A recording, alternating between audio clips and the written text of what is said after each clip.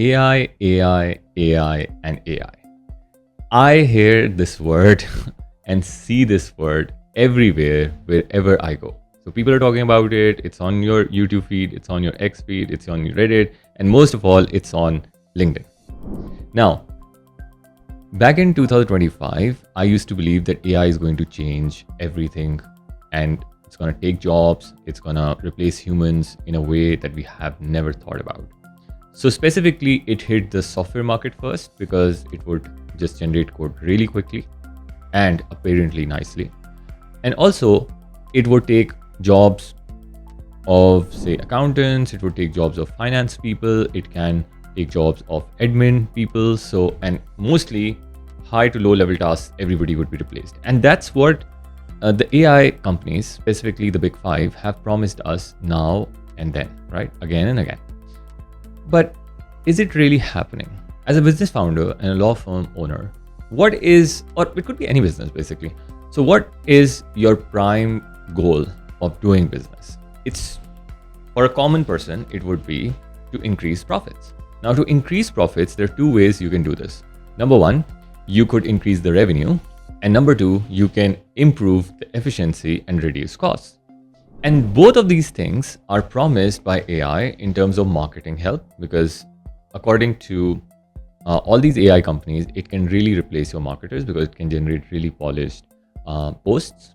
It could be blogs, it could be social media posts, it could code a website for you, and it could create really good guides and lead magnets. So that's how the marketing side, which can generate more revenue for you and the people working in it, can be replaced by AI.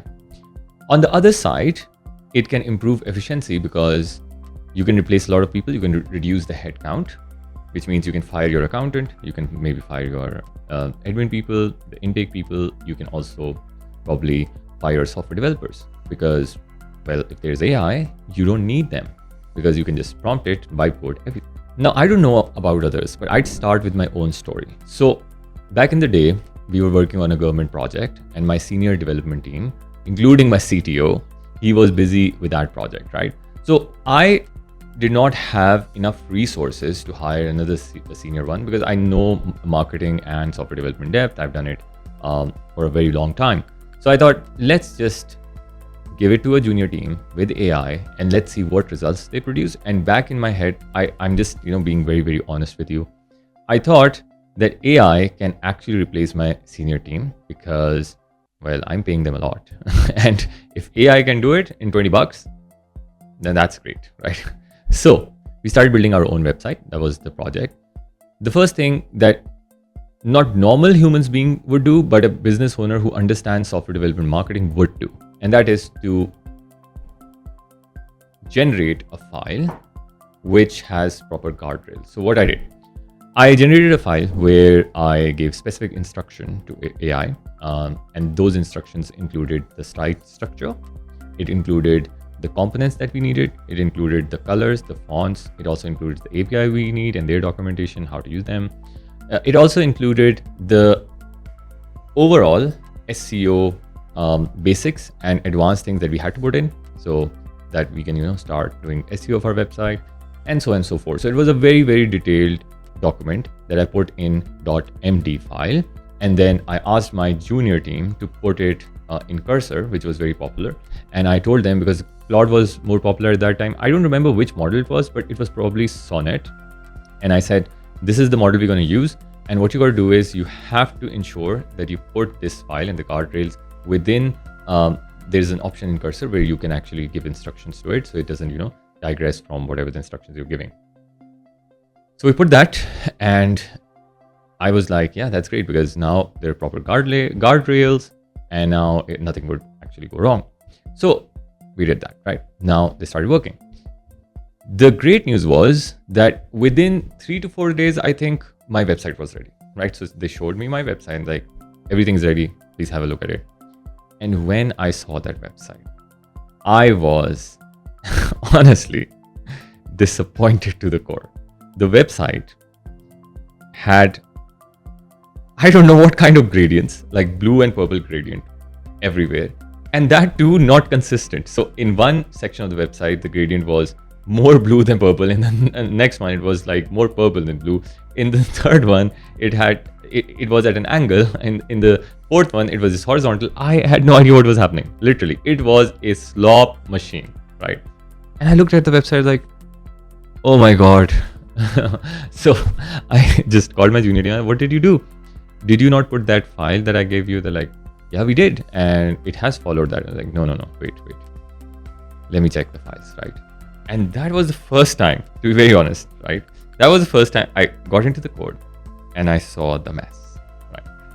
So there were hundreds of different components. So say generally what we do is, suppose there is a hero section that we need to build, and then that hero section may have different variants, right? So we build those variants and then reuse the same component wherever we need, depending on the variant, right? So maybe one hero section has a form, maybe it has a picture, so we just build a variant. We don't generate more components. Now when I saw, it was like 10 different components for service pages, 10 different components for blog pages, 10 different components for the home page, the about page, the content. And I was like, why? Why did you guys do that? And they're like, we don't know, because we just said that this is the file and you have to follow these instructions and build this page with these instructions, right? And it would keep on generating. And then the website was working, right? It wasn't bad in working, right? But it was slow as hell. Right? And then I saw what was happening. So at the single time, there were multiple scripts it had made, all hard-coded, which could have been used as one master script that could have loaded on in every page. Now there were 10 scripts loading, right? And I said, why are there 10 scripts? Why do you guys not check it? Because the thing is, these guys are juniors, right? So they don't have the same capability of a senior dev who understands that the AI is generating the slop and I need to stop it, right? Now, I said, okay, wait. I gotta fix this somehow, right? So I was like, okay, so I just got into it and I literally started scanning the code, right? And the bloat was there. So it basically would write code and then cancel the code and then cut it, right? Comment it, and then start writing the other code, right? Without removing that code. And then obviously there were different,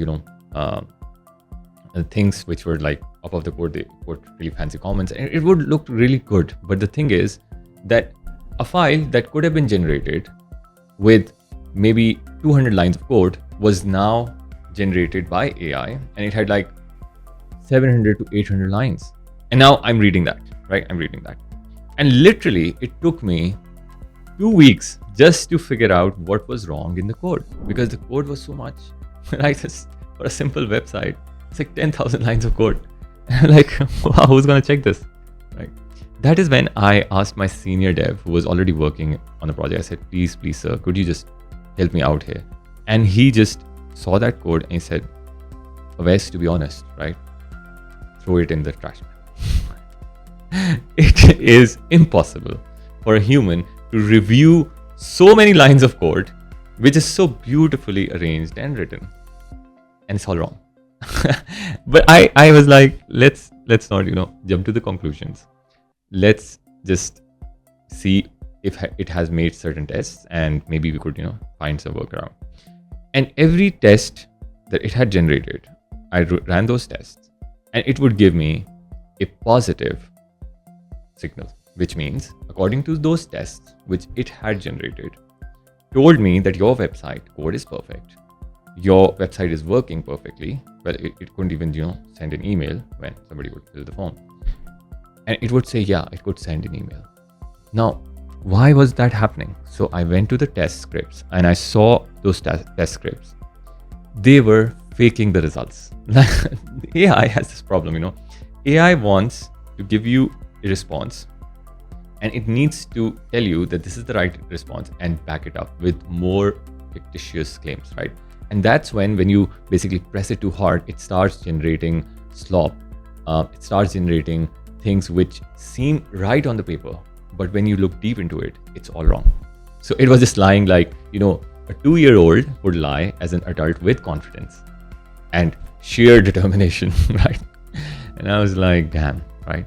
So long story short, we had to scrape that website. We had to rebuild that website with humans And it took us the standard time of 30 days to 40 days with the proper UI UX design that I had to hire. And then the juniors learned through the senior devs what is the right structure of the website. Now they read the instructions and they say, okay, this is how we're going to build the website. And now those junior devs know exactly, like 3-4 months later, that what they got to do. But with the AI, they're just trying to whiteboard, right? Everything.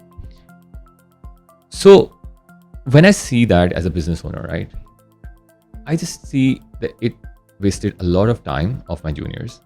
It made them dumber than they were before. It made them learn nothing. Then comes the efficiency. Whereas we could have just finished that website in 30 to 40 days. It took us more than 2 months to finish it because we have to scrape everything. And then, the worst of all, it took my time, which I use as generating content, doing sales and marketing. That is my role. But because I was reviewing everything, it just wasted that, 1 week or 2 weeks of my time, where it could have helped me get more clients and hire more humans to do their work.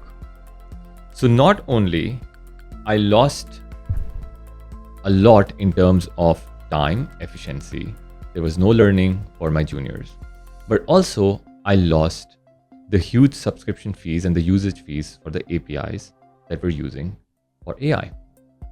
Now I challenge this whole notion. How would AI improve productivity, right? Because if, as a human, if there's a junior intern who's really, really bad at their job, right? They can quickly generate a blog for you, which is of, say, 10,000 lines. How on earth, as a busy individual, you would be able to review those 10,000 lines, which seems polished, but it's all slop? And that's why when I see big firms, small firms, medium firms, lawyers getting hammered by courts, these guys are pros. You need to understand that. These guys know their stuff. But when they see, that beautiful draft or the case that it builds and cites, we're all humans. We tend to get bored by long wall of text. We tend to get bored by a lot of stuff that looks like grunt work. And that is the whole point that was supposed to be replaced by AI.